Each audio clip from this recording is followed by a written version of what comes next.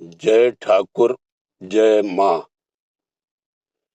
क्या आपने कभी सोचा है कि दिन रात मेहनत करने, सब कुछ पा लेने के बाद भी यह मन इतना अशांत और बेचैन क्यों रहता है? हम अपनी जिन आंखों, कानों और जीभ के पीछे भागते हैं, क्या वही हमारे दुखों का कारण है? परम पावन श्री रामकृष्ण परमहंस देव वचनामृत प्रसंग के तृतीय खंड में एक अद्भुत रहस्य खोलते हैं। ठाकुर कहते हैं कि इंद्रियों को नष्ट नहीं करना है, बल्कि उनकी दिशा को बदल देना है। आखिर कैसे संसार की तरफ भागती हुई इन इंद्रियों का रुख ईश्वर की ओर मोड़ा जाता है और आत्मज्ञान का वह ज्ञान पथ क्या है जो हमें सीधे सच्चिदानंद से मिला देता है?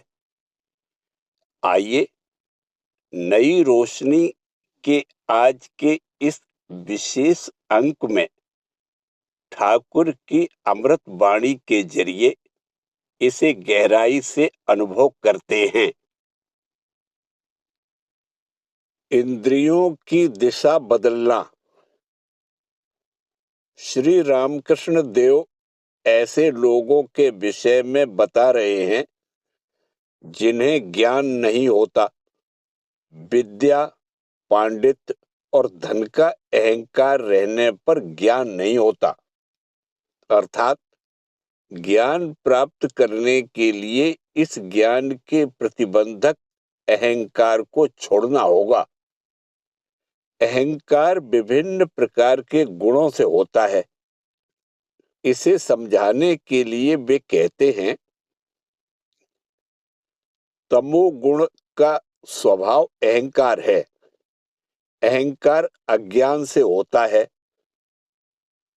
रजोगुण में भी दो लक्षण है, काम और क्रोध। गीता में कहा गया है, काम एस क्रोध एस रजोगुण समुद्भवा।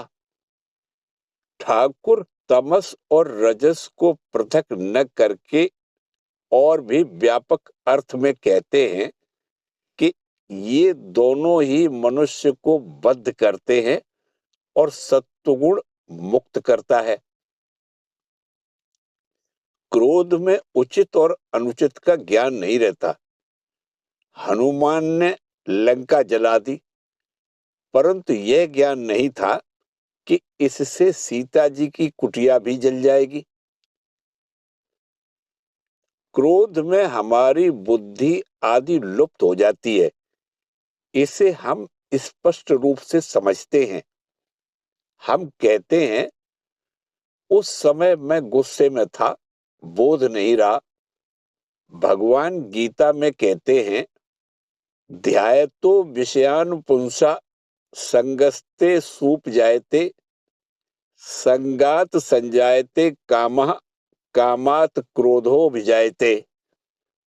क्रोधाद भवति सम्मोहा सम्मोहात स्मृति विभ्रमः स्मृति भ्रंशाद बुद्धिनाशो बुद्धिनाशात प्रणयसति। विषयों का चिंतन करने से मनुष्य की उसमें आसक्ति हो जाती है। आसक्ति से उन विषयों की कामना उत्पन्न होती है और कामना में विघ्न पड़ने से क्रोध उत्पन्न होता है। क्रोध से मूल भाव उत्पन्न होता है। मूल भाव से स्मृति में भ्रम हो जाता है। स्मृति भ्रम हो जाने से बुद्धि अर्थात ज्ञान शक्ति का नाश हो जाता है और बुद्धि के नाश हो जाने से व्यक्ति का विनाश हो जाता है। यह सब एक एक कर होता है। पहले विषय के साथ संबंध होता है। भोग्य विषयों में रहकर उनका चिंतन करते करते क्रमशः वे अच्छे लगने लगते हैं। इससे मन में उनके लिए कामना जागती है। इसके बाद उस कामना या इच्छित वस्तु की प्राप्ति में जो कुछ भी बाधक होता है, उस पर क्रोध आता है। अतः काम से क्रोध उत्पन्न होता है। क्रोध से मोह या हित अहित ज्ञान शून्यता आती है। मोह से स्मृति भ्रंश, आत्मज्ञान या अपने लक्ष्य के विषय में जो स्मृति है वह नष्ट हो जाती है। स्मृति भ्रंश होने पर, लक्ष्य भ्रष्ट होने पर मनुष्य की बुद्धि का नाश हो जाता है। बुद्धि का अर्थ है निश्चय करने की क्षमता। मैं इस पथ पर चलूंगा, यह मेरा लक्ष्य है। इसी निश्चयात्मिका बुद्धि का नाश हो जाता है और बुद्धि के नष्ट हो जाने पर मनुष्य के पास रह क्या गया? मनुष्य ही नष्ट हो गया। यहाँ ध्यान देने योग्य बात यह है कि ठाकुर ने काम और क्रोध दोनों को अलग करके नहीं कहा। एक ओर जिसे हम काम या वासना के रूप में देखते हैं, ठीक वही वस्तु दूसरे रूप में क्रोध में परिणत हो जाती है।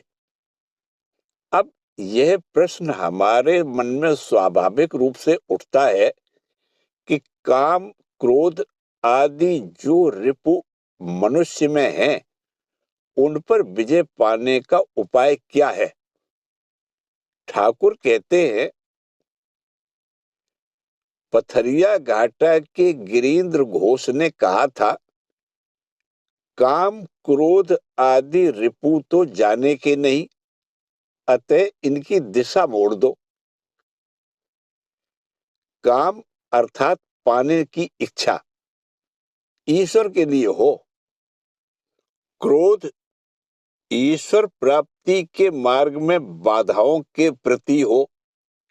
लोभ भगवान के लिए हो।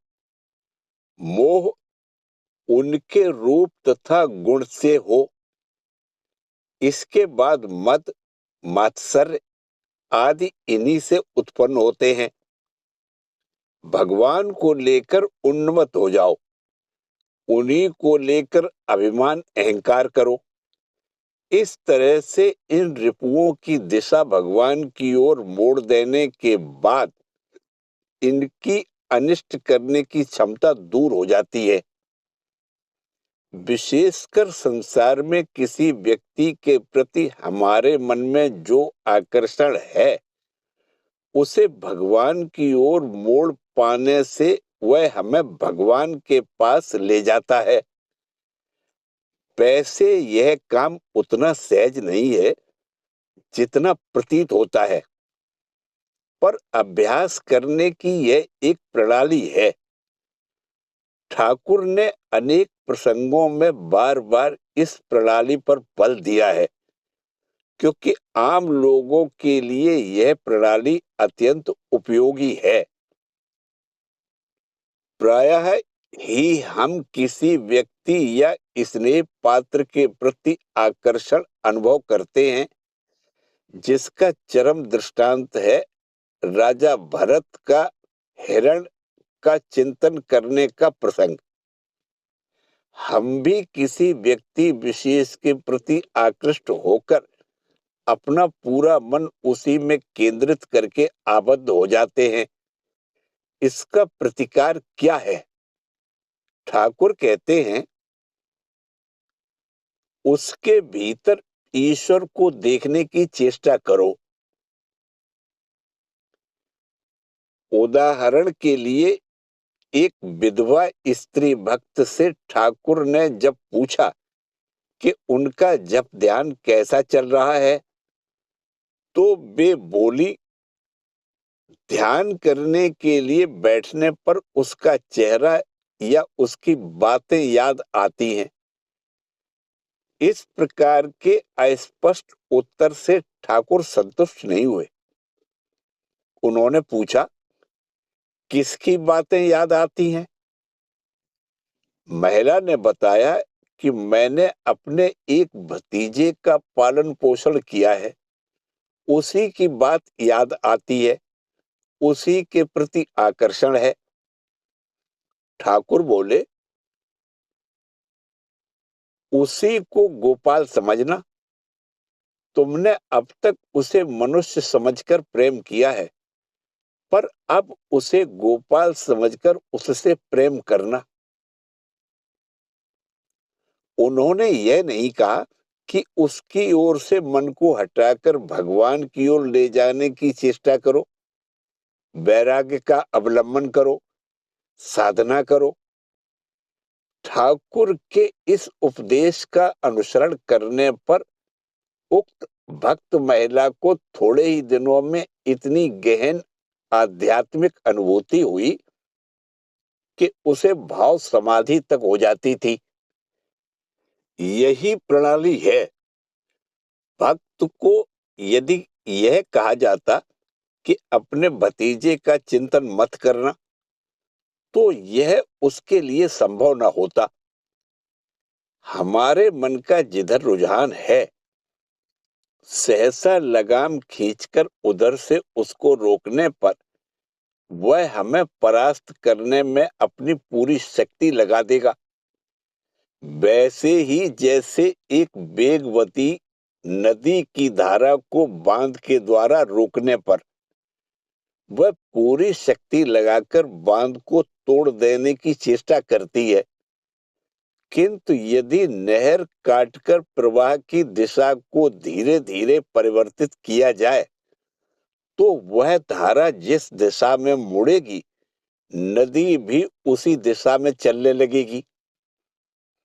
ठीक इसी प्रकार किसी सांसारिक वस्तु या व्यक्ति पर मन का आकर्षण रहे, तो उस वस्तु या व्यक्ति के भीतर भगवान के अस्तित्व की भावना करते करते वस्तु धर्म के अनुसार मन शुद्ध हो जाएगा।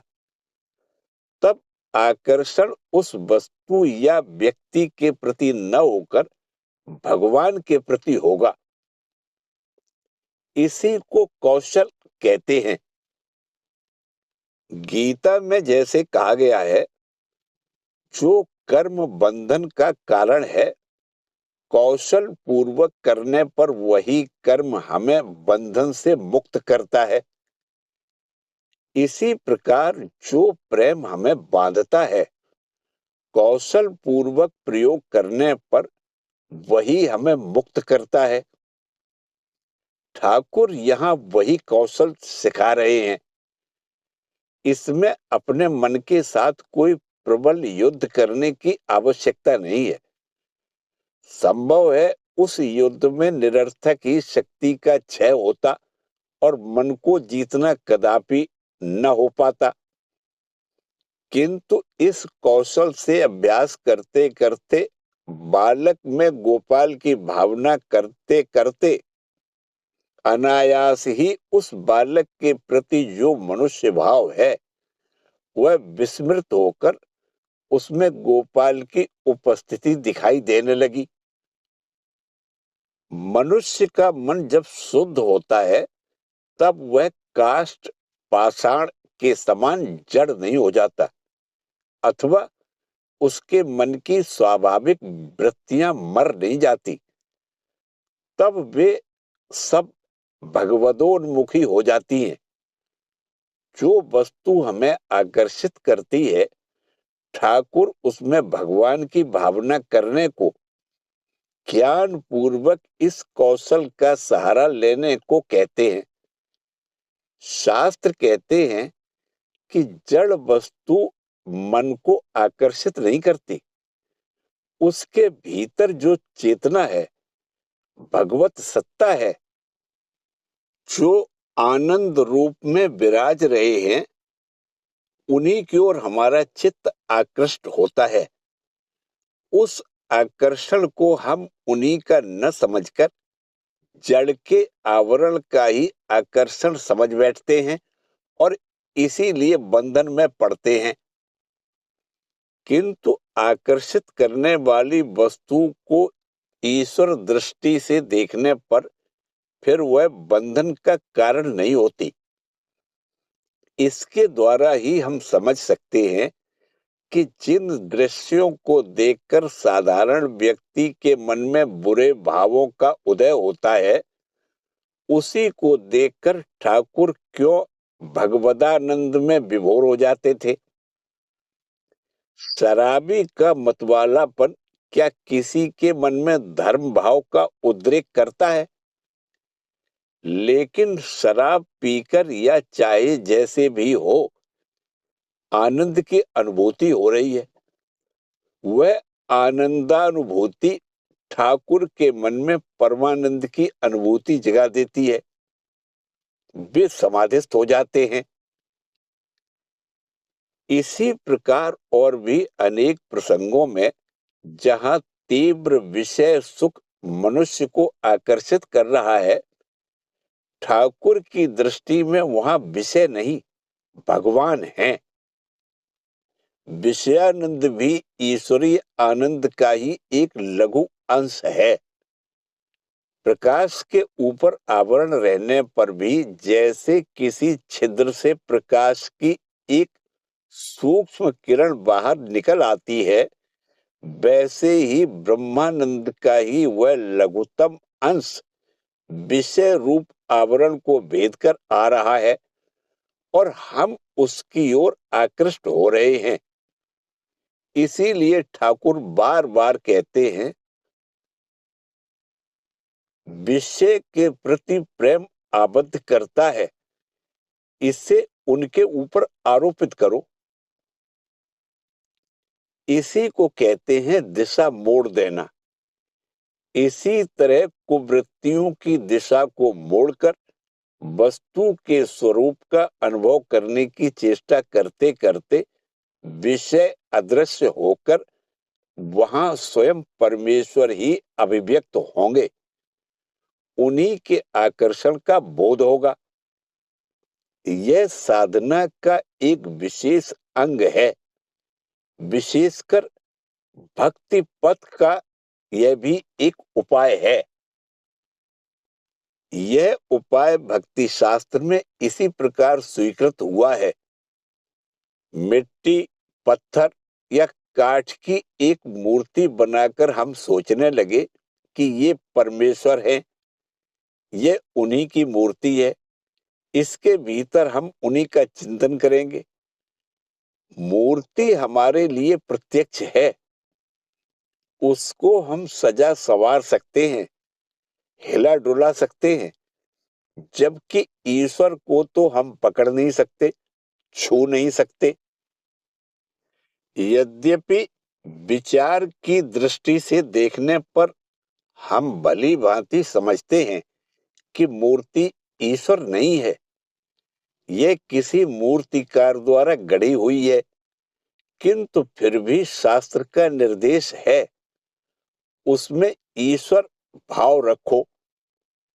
हम मूर्ति को सजाते हैं, संवारते हैं, उस पर अपना प्रेम अर्पित करते हैं। यही करते करते मूर्ति के भीतर वे आविर्भूत होंगे। यह हुआ दिशा मोड़ देना। हम कहते हैं कि साधना के द्वारा देवता जागृत होते हैं या अमुक जगह के देवता जागृत हैं। इसका क्या अर्थ है? क्या देवता सोए हुए हैं और उन्हें झकझोर कर जगाना होगा? नहीं, ऐसा नहीं है। हमारी दृष्टि से वे सोए हुए हैं, अर्थात मैं स्वयं जागृत नहीं हूं, उनके अस्तित्व के बारे में सचेत नहीं हूं, केवल आरोप ही करता जा रहा हूं कि वे हैं, वे हैं, वे हैं। इस प्रकार विचार करते करते प्रेम पहले स्थूल रूप की ओर गया, फिर मृण्मय रूप का चिंतन करते करते वहीं चिन्मय रूप प्रकट हो उठा। यही साधना की परिणति है।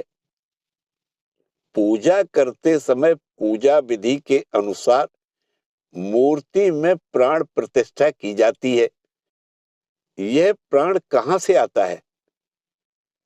अपने ही प्राण से। हम कल्पना करते हैं कि हमारे हृदय में जाकर देवता उस मूर्ति में अधिष्ठित हुए हैं। प्रतीक उपासना। अभिप्राय यह है कि देवता हृदय में ही हैं, किंतु हृदय में होते हुए भी वहां परिपूर्ण रूप से हम उनकी पूजा नहीं कर पाते, क्योंकि मन वहां स्थिर नहीं होता। हम सभी प्रयास करते हैं और समझ सकते हैं कि हृदय में उनकी भावना करना कितना कठिन है। इसीलिए एक अवलंबन की आवश्यकता है, जिसमें मन को एकाग्र किया जा सके। मूर्ति वही बाह्य अवलंबन है, पूजा का पात्र वह नहीं है। बाह्य पूजा का पात्र तो उनका प्रतीक है। जब हम उनकी पूजा अर्चना करते हैं तो हमारा मन क्रमशः उस स्थूल वस्तु का आश्रय लेकर चिन्मय सत्ता में जाने का प्रयास करता है। ऐसा करते करते उसमें भगवत सत्ता अभिव्यक्त होगी। यही अभिव्यक्ति मन का लक्ष्य है। इसी तरह ठाकुर ने भक्त महिला को अपने भतीजे पर गोपाल की सत्ता का आरोप करके उसे अपना प्रेम अर्पित करने को कहा। ठाकुर का ही कथन है, काठ पत्थर में भगवान की पूजा होती है तो मनुष्य में नहीं होगी? मनुष्य में भी पूजा होती है। इसीलिए तो दुर्गा पूजा के समय कुमारी की पूजा होती है। उस बालिका के न 10 हाथ होते हैं और न वह सिंह वाहिनी होती है, लेकिन उसके भीतर 10 भुजा के आविर्भाव की कल्पना करके पूजा की जाती है। इसलिए कि जब तक मन स्थूल है तब तक एक स्थूल आश्रय अथवा आधार की आवश्यकता होती है, ताकि स्थूल मन उसे पकड़ सके, समझ सके और उसका सहारा लेकर क्रमशः एकाग्र हो सके। केवल मूर्ति ही नहीं, शब्द भी प्रतीक होता है। जब ओंकार को भगवान का प्रतीक समझकर उपासना करते हैं तब हम उस शब्द को ब्रह्म नहीं बल्कि उसमें ब्रह्म के स्वरूप की कल्पना करके उपासना करते हैं। इसी तरह भगवान का ध्यान करते समय हम उनकी जिस मनोमयी मूर्ति का चिंतन करते हैं वह भी प्रतीक है।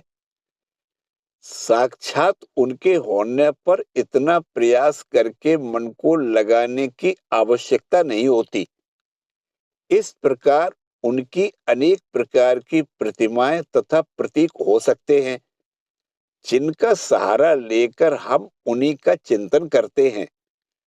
प्रतीकों को उनसे अलग करके चिंतन नहीं करते। विषयासक्त मन को किसी एक प्रतीक में केंद्रित करने पर धीरे धीरे मन में स्थिरता आती है और भक्ति की उपलब्धि होती है। इसीलिए भागवत में विग्रहोपासना को साधना का प्रथम चरण कहा गया है। वहां पर जो त्रिविध भक्तों की बात कही गई है उसमें मूर्ति पूजक प्रारंभिक भक्त हैं। साधारण मनुष्य को भक्ति पाने के लिए प्रतीक का सहारा लेना अपरिहार्य है। स्वामी विवेकानंद जी ने पाश्चात्य देशों में व्याख्यान देते हुए कहा था, हम लोग मूर्ति पूजा करते हैं इसलिए तुम लोग हमारा उपहास करते हो और कहते हो कि तुम ईश्वर की पूजा करते हो। ईश्वर कहने पर एक शब्द के अतिरिक्त क्या और कोई भाव तुम्हारे मन में उठता है? यह शब्द तो एक प्रतीक है जिसका अवलंबन करके तुम ईश्वर की पूजा करते हो, और जिस प्रतीक को छोड़कर ईश्वर के स्वरूप का चिंतन ही नहीं कर पाते। कभी तुम ईश्वर शब्द का, तो कभी चर्च में स्थित मूर्ति का या क्रॉस चिन्ह का चिंतन करते हो। ये सभी तो प्रतीक हैं, और ये मन को केंद्रित करने के स्थूल साधन हैं। तो फिर पार्थक्य कहाँ है? इसलिए जब तक मनुष्य मन की शुद्धता न अर्जित कर ले, तब तक वह प्रतीक को छोड़कर ईश्वर का बिल्कुल भी चिंतन नहीं कर सकेगा। अश्वनी कुमार दत्त की भक्ति योग पुस्तक में एक कविता है। ढेकी भजे जदि एई भव नदी पार हते पारो बंधु, लोकेर कथाए किबा आसे जाय प्रिय सुखे प्रेम मधु। अर्थात, यदि ढेकी का भजन करके हम भगवान को पा सकें, इस भव समुद्र को पार कर सकें, तो फिर लोग चाहे मूर्ति पूजक कहें या मूर्ख कहें, उसमें दोष क्या है? जिससे जैसे ही मन को ईश्वर की ओर मोड़ने की चेष्टा करें, ठाकुर का यही उपदेश है। डॉक्टर सरकार ज्ञान मिश्र भक्तिवादी हैं। रागात्मिका भक्ति उतना नहीं समझते, इसलिए कहते हैं, काम क्रोध आदि रिपुओं को बस में किए बिना भगवान को नहीं पाया जा सकता। ठाकुर ने इस बात को स्वीकार कर लिया। डॉक्टर सरकार के रास्ते को उन्होंने गलत नहीं कहा। बोले, उसे विचार मार्ग कहते हैं, ज्ञान योग। पहले रिपुओं के साथ संग्राम करके विजय प्राप्त करके फिर उस विजित मन को भगवान की ओर लगाना पड़ता है। बात समझ में तो आती है, पर इसे करना आसान नहीं है, क्योंकि इसमें पहले चित्त शुद्धि है, उसके बाद भगवान को पाने का प्रयास किया जाता है। भक्ति पथ सहज और स्वाभाविक है। श्री रामकृष्ण देव कहते हैं, भक्ति पथ से भी वे मिलते हैं। ईश्वर के पाद पद्मों में भक्ति होने पर, उनका नाम गुणगान अच्छा लगने पर प्रयत्न करके इंद्रिय संयम नहीं करना पड़ता। भगवान का यह जो अच्छा लगना है, यही भक्ति का अनुराग का पथ है। यह संग्राम का पथ नहीं है। भगवान में हम देखते हैं कि भगवान को गोपियां कांत रूप में, यशोदा संतान रूप में और ग्वाल बाल सखा के रूप में पाते हैं। यह सब भक्ति का पथ है, अनुराग का पथ है। इस अनुराग के फलस्वरूप जब भगवान में रुचि आती है, तब मन को विषयों से हटाकर उनमें लगाने के लिए षड रिपुओं से युद्ध नहीं करना पड़ता। ठाकुर अन्यत्र भी बारंबार कहते हैं कि यह भक्ति पथ ही सहज स्वाभाविक पथ है, क्योंकि प्रेम करना मनुष्य का स्वभाव है, और प्रेम करने के लिए प्रेमास्पद का चुनाव कर लेना पड़ता है। भगवान को यदि प्रेमास्पद के रूप में ग्रहण कर लिया जाए या ग्रहण करने का अभ्यास किया जाए तो फिर मन के साथ संघर्ष करके उसे भगवान की ओर ले जाने के लिए प्रयत्न नहीं करना पड़ता। उनके ऊपर मन लग जाए तो वह अपने आप एकाग्र हो जाता है। जैसे माँ जब संतान से प्रेम करती है, तब उसका मन पूरी तौर से संतान की ओर केंद्रित रहता है। विशेषकर जब संतान छोटा शिशु होता है, तो क्या माँ त्यागी या ध्यानी है, इसलिए ऐसा होता है? ऐसी बात नहीं। चूंकि संतान स्नेह का पात्र है, माँ के मन की स्वाभाविक गति उसकी ओर है। प्रयत्न पूर्वक उसे एकाग्रता का अभ्यास नहीं करना पड़ता। यही है सहज सरल स्वाभाविक मार्ग, जिस पर चलने से इंद्रिय संयम आदि साधना के लिए जिस संग्राम की नितांत आवश्यकता है, उसे नहीं करना पड़ता। इसीलिए श्री रामकृष्ण देव कहते हैं कि इस भक्ति पथ से भी वे मिलते हैं। वे एक दृष्टांत देते हैं, यदि किसी को पुत्र का शोक हो तो क्या उस दिन वह किसी के साथ लड़ाई कर सकता है या न्योते में खाने के लिए जा सकता है अथवा अन्य कोई सुख भोग कर सकता है? उन्होंने एक और दृष्टांत दिया। पतंगा अगर एक बार उजाला देख ले तो क्या वह अंधकार में रह पाता है? परिणाम की चिंता छोड़कर वह प्रकाश की ओर जाता है। परिणाम की बात सोचकर डॉक्टर सरकार कहते हैं, चाहे जलकर ही क्यों न मरे, वह भी स्वीकार है। उनका अभिप्राय यह था कि अपात्र को प्रेम अर्पित करने पर उसके परिणाम स्वरूप अनिष्ट हो सकता है। ठाकुर तुरंत कहते हैं, ऐसा नहीं होता। क्यों नहीं होता? वस्तु धर्म के कारण। यहाँ पर प्रेमास्पद जो वस्तु है, उसके चिंतन में मनुष्य का कभी अकल्याण नहीं होता।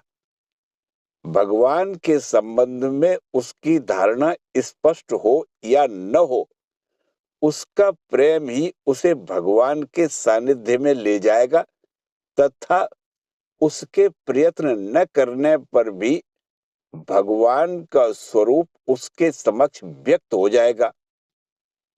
गोपियों ने इसी तरह से भगवान के स्वरूप को जाना था, साधना के द्वारा नहीं। उनके प्रेम के फलस्वरूप भगवान का स्वरूप उनके समक्ष स्वतः उद्घाटित हुआ था।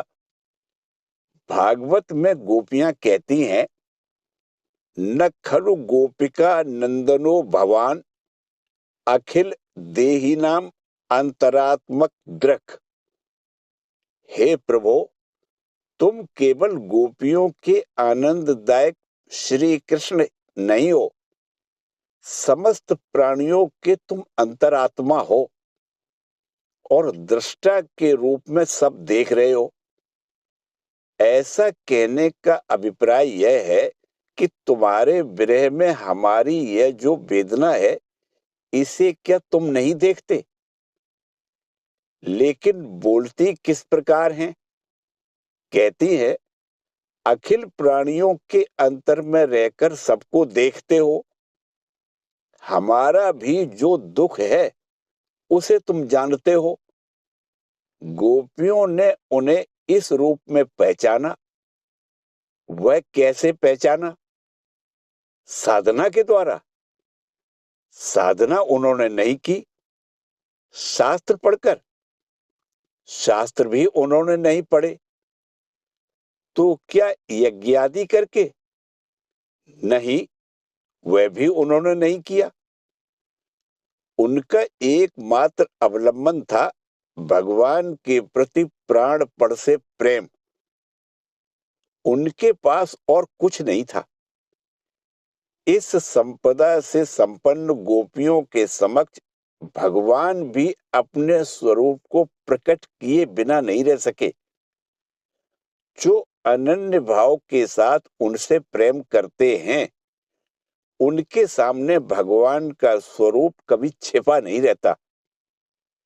अतः गोपियों का यह जानना ज्ञानी अथवा योगियों के जानने के समान नहीं है, बल्कि आंतरिक प्रेम के द्वारा जानना, जिसका एकमात्र उपाय है उनसे प्रेम करना। विचार की सहायता से इंद्रिय संयम के द्वारा मन को उनमें निविष्ट करके उनके स्वरूप को खोज निकालना, यह है ज्ञान अथवा विचार का पथ। यह प्रणाली गोपियों की नहीं है। इसीलिए उन्होंने उद्धव जी से कहा था, क्या हम योगी अथवा ज्ञानी हैं जो मन संयम करके ध्यान करेंगी? और जिस मन के द्वारा हम ध्यान करेंगी, उसे तो हमने पहले ही श्री कृष्ण के चरणों में समर्पित कर दिया है। कई बार मन में यह प्रश्न उठता है कि अपने प्रेमास्पद भगवान को जाने बिना हम उनसे कैसे प्रेम करेंगे? ठाकुर भी कहते हैं, जिनसे प्रेम करोगे उन्हें जाने बिना कैसे प्रेम करोगे? बात सत्य है, किंतु यह भी सत्य है कि जन्म जन्मांतर की साधना से भी जिन्हें नहीं जाना जा सकता, उन्हें जानकर प्रेम करने की सोचे तो प्रेम करना कभी नहीं होगा। इसलिए ठाकुर कहते हैं, आरोप करना पड़ता है।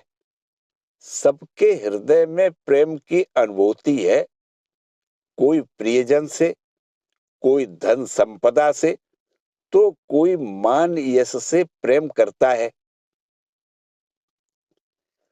इस विषयाभिमुखी प्रेम की धारा को मोड़कर यदि भगवान की ओर लगा दिया जाए, तो वह प्रेम हमें बंधन में न डालकर वस्तु धर्म के गुण से मुक्ति का उपाय हो जाता है। तब उसमें अशुद्धि नहीं रह जाती। गोपियों ने जब भगवान को चाहा था, तब उन्हें भगवान के रूप में नहीं चाहा था, बल्कि कांत के रूप में, प्रियतम के रूप में चाहा था। जो संबंध समाज में निंदनीय है, तथापि उन्हें मुक्ति क्यों मिली? भागवत में यह प्रश्न उठाया गया है। इसी में भगवान की भगवत्ता है। किसी भी भाव के द्वारा मन उनकी ओर जाने पर वस्तु धर्म के अनुसार मन पवित्र हो जाएगा। इसीलिए ठाकुर कहते हैं, किसी भी तरह से हो भगवान में मन लगाओ, मन की दिशा मोड़ दो। भक्ति योग की यही प्रणाली है, पर यह साधारण प्रेम नहीं है, मात्र दुकानदारी नहीं है। दुकानदार कहता है कि इस वस्तु के बदले में इतना दाम देना होगा। यह आदान प्रदान जिस प्रेम में नहीं है, वही सच्चा प्रेम है। गोपियों ने भगवान से एक बार ऐसा ही प्रश्न किया था। गोपियां कातर होकर भगवान को वन वन खोजती फिर रही हैं। बहुत खोजने के बाद, बड़ा कष्ट उठाने के बाद कहीं भगवान प्रकट हुए। गोपियों को बड़ा अभिमान हुआ। भगवान आए, पर इतना कष्ट देकर आए। बोली, मनुष्यों में अनेक प्रकार के आपसी संबंध हैं। कोई प्रेम पाकर बदले में प्रेम देते हैं, कोई न पाकर भी, अपेक्षा न रखते हुए भी प्रेम करते हैं। कोई ऐसे हैं जो प्रेम पाकर भी बदले में प्रेम नहीं करते। फिर कोई प्रेम पाकर भी प्रेम देते हैं और न पाकर भी देते हैं। भगवान गोपियों की इस बात का अभिप्राय समझ गए। वे बोले, लेकिन मैं इनमें से किसी भी श्रेणी का नहीं हूं। उन्होंने व्याख्या की, जहां प्रेम पाकर प्रेम किया जाता है, वहां तो प्रेम नाम की कोई वस्तु ही नहीं है, केवल दुकानदारी है। फिर जो प्रेम पाकर भी प्रतिदान में प्रेम नहीं करता, वह कृतघ्न है। जो प्रेम पाकर भी प्रेम करता है और न पाकर भी, वह या तो कृतकृत्य है या फिर आत्माराम। मैं न तो दुकानदार हूं, न कृतघ्न और न ही योगी। गोपियों ने पूछा, तो फिर हमें इतना कष्ट क्यों दिया? भगवान बोले, तुम्हारी व्याकुलता बढ़ाने के लिए ही मैं अंतर्धान हो गया था। ज्ञान पथ, विचार का पथ, ज्ञान योग का पथ, किसी भी पथ को ठाकुर अस्वीकार नहीं करते। कहते हैं, यह पथ बड़ा कठिन है, कांटों से हाथ छिदे जा रहे हैं, धर धर खून गिर रहा है, फिर भी कहे जा रहा हूं, मेरे हाथ में कांटा नहीं चुभा, मैं अच्छी तरह हूं। जब तक ज्ञानाग्नि में कांटा जल न जाए, यह बात कहना शोभता नहीं। यह मार्ग इसलिए है कि मनुष्य जिस बात को मन बुद्धि के द्वारा समझ लेता है, हृदय से उसे ग्रहण नहीं कर पाता और हृदय की भाव प्रबलता के सामने बुद्धि ग्राह्य विषय तुच्छ हो जाता है। इसे हम सर्वदा समझते हैं। शास्त्र कहते हैं, ज्ञान योगी होने के लिए पहले कामनाएं छोड़नी होंगी। ठाकुर कहते हैं, सामान्य जन के लिए भक्ति पथ के द्वारा भगवान को पाना संभव है, अन्यथा विषयों के प्रति तीव्र वैराग्य न होने पर विचार पथ किसी काम नहीं आता।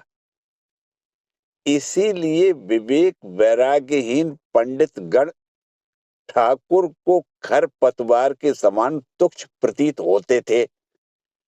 जो पांडित्य केवल बागाडंबर, शब्द जाल विस्तार तथा अनेक बातों की जानकारी मात्र हो, वह मन को प्रभावित नहीं कर सकता। वे बातें जीवन में ओतप्रोत नहीं होती, जीवन को प्रभावित नहीं कर पाती। 2 दिन बाद विद्या का विलय हो जाएगा, बुद्धि भ्रष्ट होकर मन विषयासक्त होगा और फिर वही पुरानी अवस्था लौट आएगी। पांडित्य इसी तरह निष्फल हो जाता है, जीवन में कोई उपकार नहीं करता। पांडित्य और धर्म जीवन।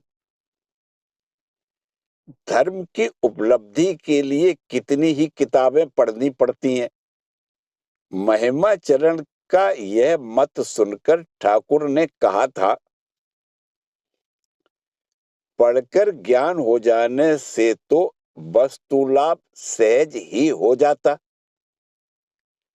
पढ़ने की अपेक्षा सुनना अच्छा है और सुनने की अपेक्षा देखना अच्छा है। ग्रंथ तो ग्रंथ मात्र है, उसका कोई व्यक्तित्व नहीं है।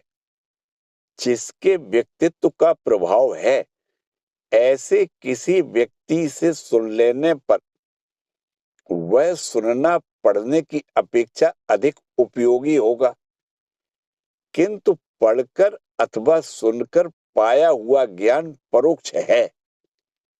इसलिए कहते हैं कि सुनने की अपेक्षा देखना अच्छा है, अर्थात सत्य का साक्षात्कार करना होगा। आत्मा व अरे द्रष्टव्य श्रोतव्यो मंतव्यो निरध्यासितव्य, आत्मा का दर्शन करना होगा। इसके लिए उसका श्रवण, मनन और ध्यान करना होगा। आत्मा का साक्षात अनुभव करने के ये 3 उपाय हैं। केवल पढ़ना या सुनना नहीं, बल्कि साक्षात अनुभव करना। इस प्रत्यक्ष अनुभूति के प्रभाव से जन्म जन्मांतर के उल्टे सीधे संस्कार समूल रूप से नष्ट हो जाते हैं।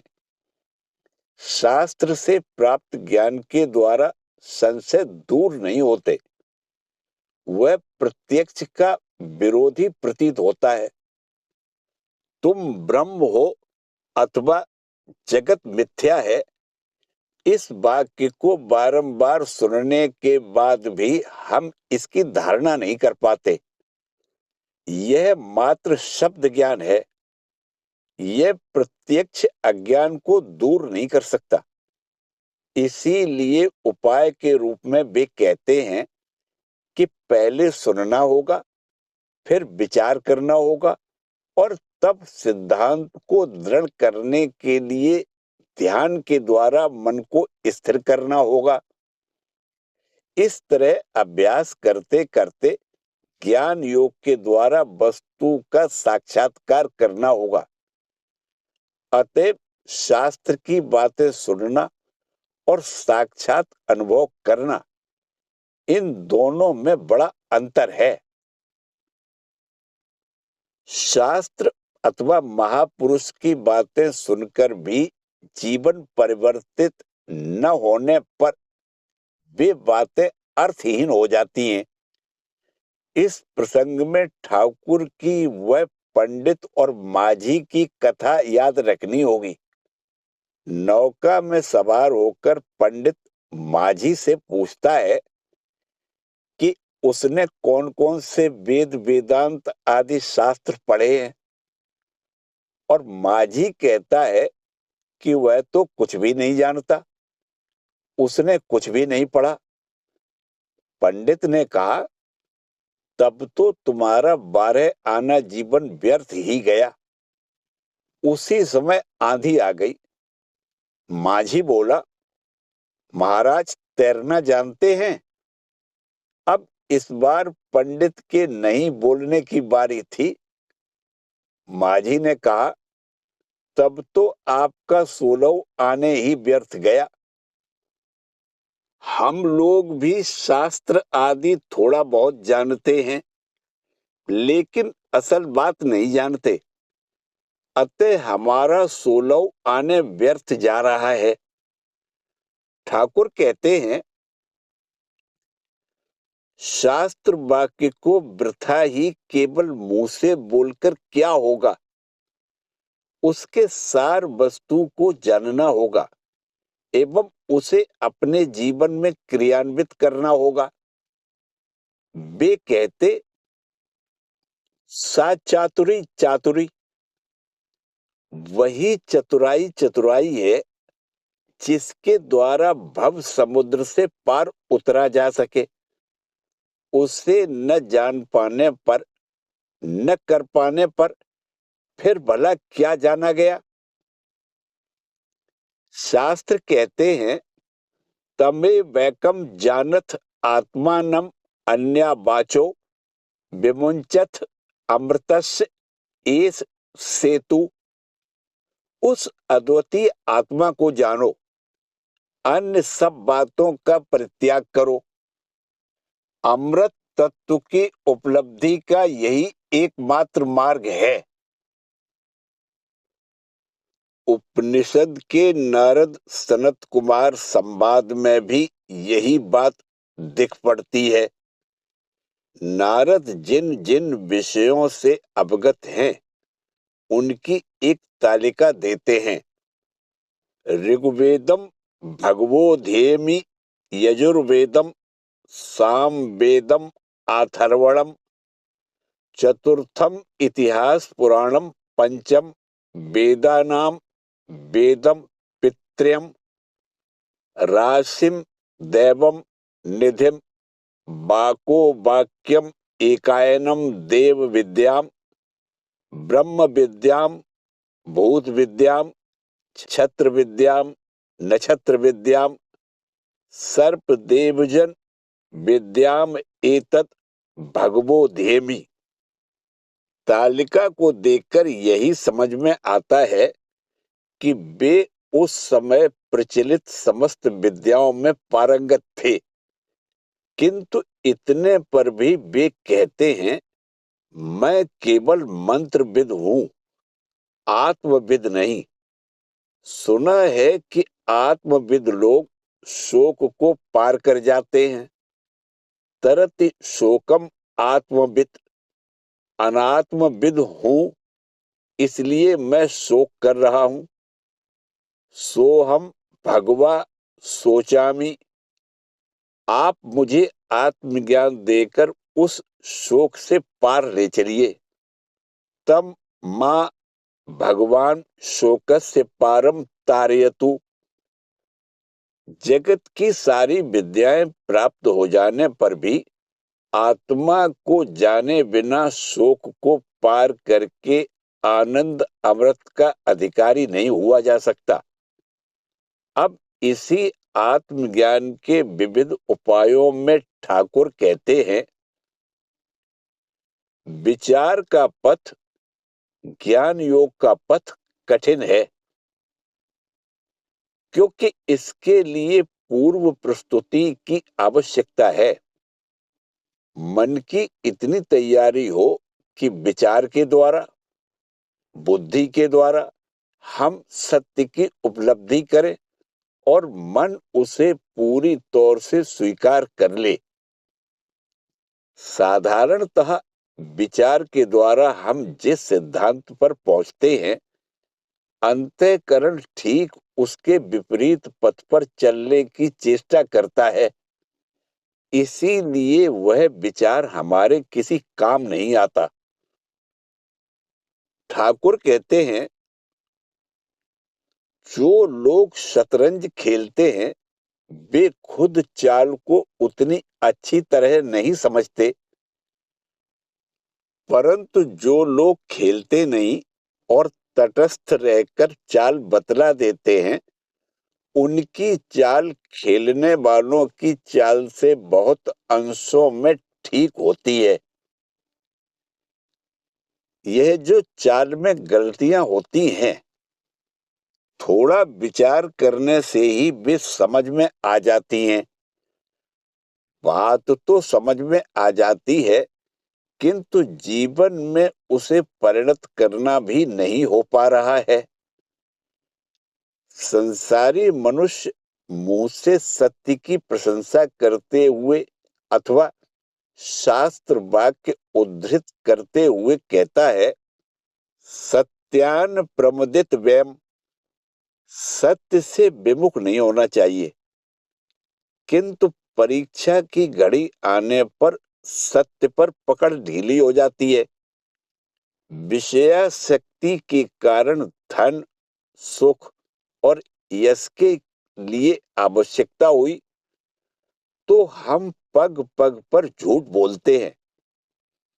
विषयासक्ति का त्याग हुए बिना सत्य या नीति के पथ पर स्थिर रहना कठिन है। बुद्धि विभ्रांत हो जाती है। जिसमें विषयासक्ति है वही संसारी है। संसार का अर्थ है जो चला जाए, अर्थात नश्वर है, और उस नश्वर वस्तु में जिनका अनुराग है वे ही संसारी हैं। बाहर से वे चाहे जैसी बातें क्यों न करें, भीतर से वे विषयासक्त हैं। वे स्वयं धीरा पंडितम मन्यमाना, वे अपने आप को बुद्धिमान तथा ज्ञानी मानते हैं। ठाकुर स्पष्ट रूप से समझा देते हैं कि चूंकि वे लोग स्वयं खेल रहे हैं, अतः त्रुटि कहाँ हो रही है खुद नहीं समझ पाते। उनकी चाल में भूल हो जाती है और वे लक्ष्य से भ्रष्ट हो जाते हैं। वे जीवन में जिस परम धन को अर्जित कर सकते थे, उसका सुयोग चला गया। कालिदास जी ने कहा है, अल्पस्य हेतुर्बहु हार्तुमिच्छन् विचार मूढ़ प्रतिभासि में त्वम्। थोड़े के लिए बहुत कुछ गवाते हो, अतः तुम विचार के संबंध में मोहग्रस्त हो। इतनी निर्बुद्धता के बावजूद मनुष्य अपने आप को बुद्धिमान समझता है। डॉक्टर सरकार ने दार्शनिक दृष्टि से सोचकर कहा, पुस्तक पढ़ने से ठाकुर को इतना ज्ञान नहीं होता। ठाकुर बोले, पंचवटी में जमीन पर लौटते हुए मैं माँ को पुकारा करता था। तब मैंने माँ से कहा था, माँ, कर्म योगियों ने कर्म के द्वारा जो पाया है, योगियों ने योग के द्वारा जो देखा है, ज्ञानियों ने विचार के द्वारा जो जाना है, वह सब मुझे दिखा दो। माँ द्वारा यह दिखा देना बुद्धि से विचार करके पाना नहीं है, बल्कि मन की शुद्ध अवस्था में तत्व की अभिव्यक्ति है। ठाकुर का माँ से तात्पर्य उनसे है जिनके आलोक से जगत आलोकित है। उसका नाम है शुद्ध बुद्धि। या देवी सर्वभूतेषु बुद्धि रूपेण संस्थिताम्, जो सर्वभूतों में बुद्धि रूप में विराज रही हैं। मोह निद्रा। शास्त्र कहते हैं, बुद्धि का स्वभाव है तत्व पक्षपात। तत्व पक्षपातो ही स्वभावो धियाम। तत्व के स्वरूप को उद्घाटित करना बुद्धि का स्वभाव है, किंतु टिन के ढक्कन से ढके हुए प्रकाश की तरह यह बुद्धि राग द्वेषादि मलिन आवरण से आवृत होने के कारण किसी वस्तु को बिल्कुल भी प्रकाशित नहीं कर पा रही है। इसीलिए सत्य को मिथ्या, मिथ्या को सत्य, नित्य को अनित्य, अनित्य को नित्य, सत्य को असत, असत्य को सत्य दिखाकर भ्रम उत्पन्न कर रही है। इसी अज्ञान तत्व को न जानना या विपरीत रूप में जानना, इसका नाम है मोह निद्रा। हमारा समग्र जीवन ही निरवच्छिन्न निद्रा है। देवी महात्म्य में लिखा है, या देवी सर्वभूतेषु निद्रा रूपेण संस्थिताम्। महामाया की माया ने सभी को सुला रखा है। वैसे ही जैसे बच्चों को सुलाकर माँ संसार के कार्य करती है, अन्यथा संसार की लीला ही नहीं चलेगी। सबकी नींद खुल जाने पर जगन माता का खेल चलेगा ही नहीं, और जब तक वे मोह जाल से मुक्त नहीं कर देती, तब तक हम उनका खेल समझ भी नहीं सकेंगे। इसीलिए ऋषि सुरथ राजा से कहते हैं, तामुपैहि महाराज शरणम परमेश्वरीम आराधिता शैव नृणाम। भोगस्व स्वर्गा पवर्गदा। हे महाराज, उसी परमेश्वरी के शरणागत हो। भक्ति पूर्वक उनकी आराधना करने पर इहलौकिक अभ्युदय या पारलौकिक स्वर्ग सुख अथवा मुक्ति, तुम जो चाहोगे वे सब देंगी। इसके बाद ठाकुर कहते हैं, मैंने तो पुस्तक आदि नहीं पढ़ी, किंतु देखो माँ का नाम लेता हूं, इसलिए सब लोग मुझे मानते हैं। शंभू मलिक ने मुझसे कहा था, न ढाल न तलवार और बने हैं शांतिराम सिंह। विद्या, बुद्धि, पांडित्य, जिन गुणों के द्वारा मनुष्य सांसारिक दृष्टि से बड़ा होने की सोचता है, उनमें से कोई भी ठाकुर में नहीं है। उनका तो केवल एक ही अस्त्र है, शिशु के समान माँ के ऊपर अनन्य निर्भरता। इसी निर्भरता के कारण ही योग के द्वारा योगियों को जो सिद्धि मिलती है, ज्ञान के द्वारा ज्ञानियों को जो फल प्राप्त होता है, वेद वेदांत में जो भी है वह सब माँ ने उन्हें बता दिया। उन्हें स्वयं कुछ करने की आवश्यकता नहीं पड़ी। माँ उनके भीतर रहकर सभी विषयों में उन्हें चला रही है।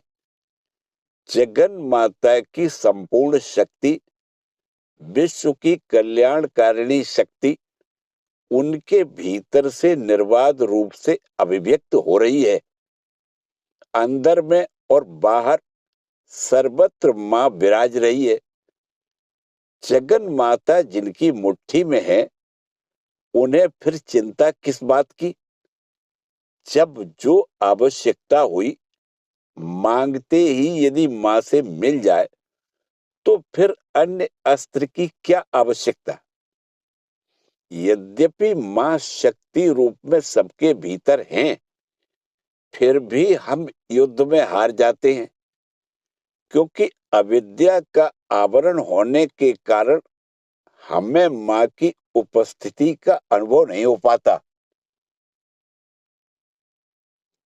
श्री रामकृष्ण वचनामृत के इस दिव्य प्रसंग को पूरा सुनने के लिए आपका हृदय से धन्यवाद। यदि ठाकुर के इन विचारों ने आपके मन को भी छुआ है, तो चैनल को सब्सक्राइब करके इस पावन धर्म यात्रा में हमारे सहभागी जरूर बने। वीडियो को लाइक और अपने प्रियजनों के साथ साझा करके नई रोशनी के इस प्रकाश को आगे फैलाने में अपना योगदान दें। मिलते हैं अगले भाग में। तब तक के लिए जय ठाकुर, जय माँ।